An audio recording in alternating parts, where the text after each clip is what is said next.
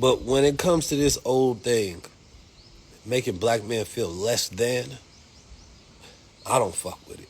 We at this time, we can't afford none of that, especially for the shit that they campaigning off of, because none of those things that they campaigning off of represents our rise. And if it don't represent black men rise specifically, then I have no loyalty to it. We should have no loyalty to it. And I say black men, because we can't do nothing with a nation where just our women rise. I'm going to be honest with you. Y'all know that. Y'all know how insufferable it is out here.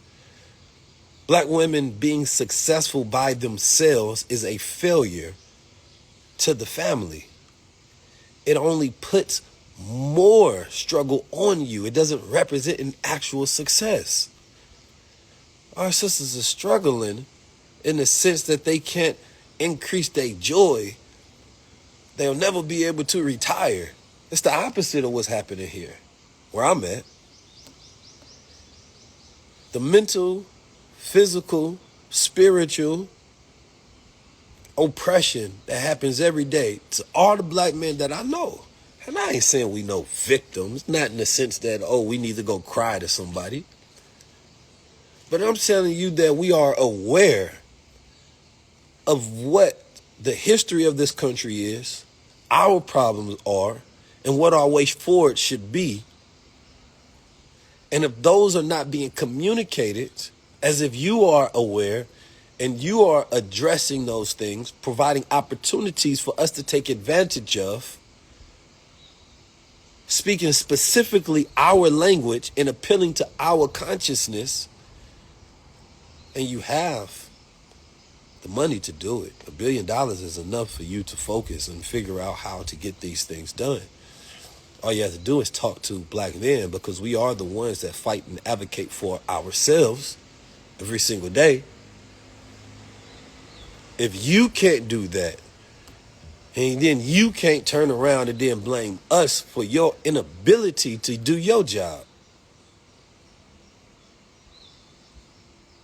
Because to me, once I hear that, the question becomes is, what do we get? And I know what we get in Trump. See, here's the thing. We should have put up and set up an independent party. And the reason that I'm not speaking on Trump, it's not because I believe in him. I would tell any party to vote for him. I wouldn't. I'll be honest with you. But it's because 80% of black men have given their loyalty to the Democratic Party for years.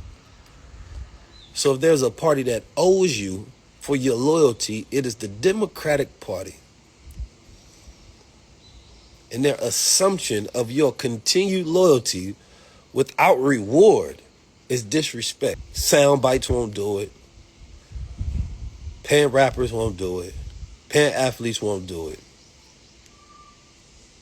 We have some very brilliant minds, but the reason that you can't sit with the brilliant minds is the same reason that Obama had to denounce Farrakhan. It's because Israel won't allow it. When I hear them speak about Israel, Benjamin Netanyahu, they speak about them plainly.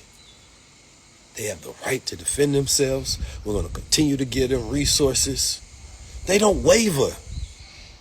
And maybe they have conversations behind the closed doors of talking to political activists about the things that they plan to do or plan not to do. I don't know. I'm not involved in those conversations, and nobody's called me to tell me about that. So I can't assume that that's happening just because. But I know they speak very plainly on what they're going to do for Israel. They know what Israel needs. They know why they need it. They speak firmly on the right for them to defend themselves and continue to oppress the people in Gaza and Palestine.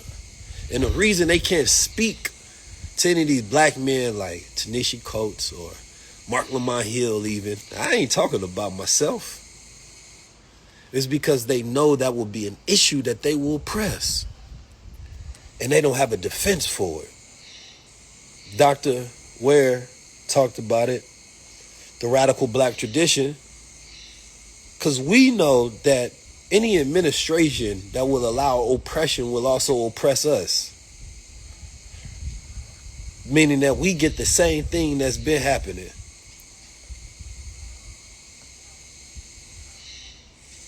Yesterday,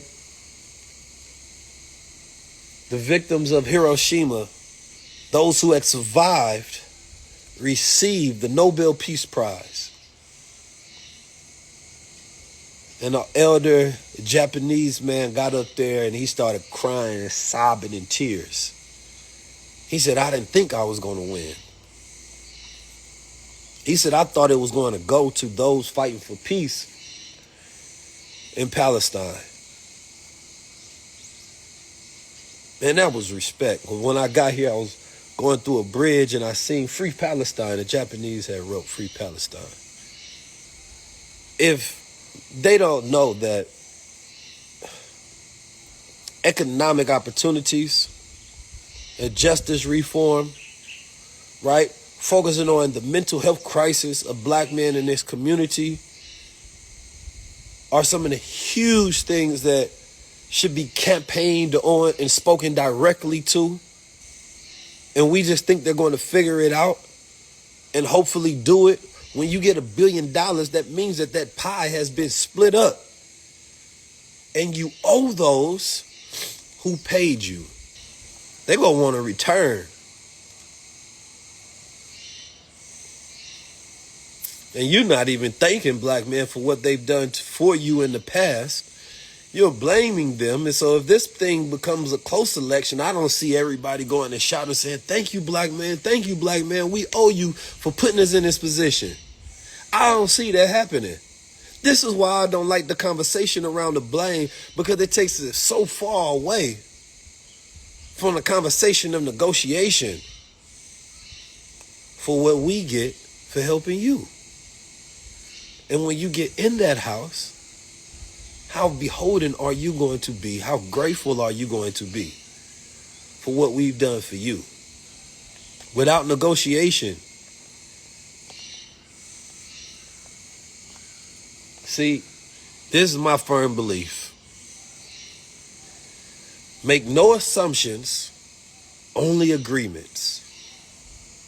If we cannot make an agreement, do not assume that you have the support. Now, I know many people, they going to hit me up. Keys, I got sources in the White House. They telling me this, that. I want to talk myself to them. I feel like I could possibly get Donald Trump on my show faster than Kamala Harris, and I shouldn't feel that way. I shouldn't. I should feel this much easier. But I should be able to speak to you real. You should be vulnerable enough to be pinned down with questions that you have answers for, because you're going for the hardest job in the world. So there's so many different things that I can speak upon on this live. But I know that, and I actually seen Van Jones gave a great critique of Obama. He said, listen, you came and shamed, not praised. And black men have been doing an incredible job working. We act like black men is just down in the dumps. That ain't true. We've been working, we've been building, we've been hustling, we've been feeding, we've been leading, we've been healing. You know what I'm talking about? It ain't easy. Shit, we trying to get rid of hundreds of years of trauma just for the last 100 years of working off the karma of our fathers and grandfathers. We talk about it all the time, the lack of black fathers in the household. Well, why do you think that their children will just be properly reeled up and perfect? So how do you blame the generation who did not have fathers, instead of look at what they have done in the absence of completeness? Not only was a lot of our fathers missing, we had to deal with the devil at the same time. We had to deal with the system at the same time. Started from first generational curse breaking, and never been lent a dime, had to do so many things on our own. And I'll leave with this last point. Being self-made is not a flex. Here in Japan, wealth is not flaunted as some self-made enterprise. It's seen as a collective responsibility. When we have to do it on our own, it makes us selfish. So those who do finally get some success, they have developed a pattern of thinking only for themselves, the individual. So they don't know how to think for the collective and as a collective. They don't know how to be fathers and share. They don't know how to be good stewards.